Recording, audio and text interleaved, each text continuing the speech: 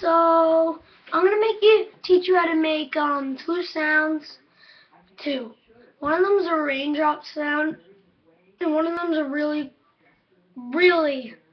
good girl sound. First I'm gonna do the raindrop. So put your lips like you're about to whistle like this. And then do sort of move it while you're flicking your cheek like this.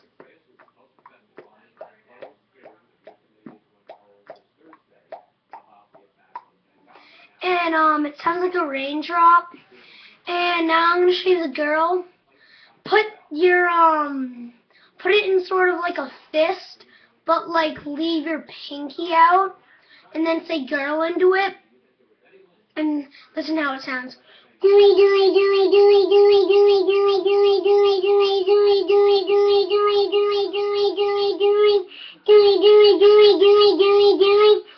And if you're really good at it, you can do it in your mouth, and it sounds like this.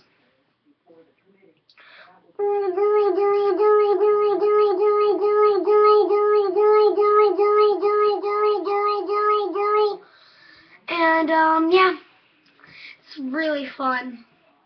So have a nice doing it. Subscribe and get some likes. Please don't leave me comments. So bye.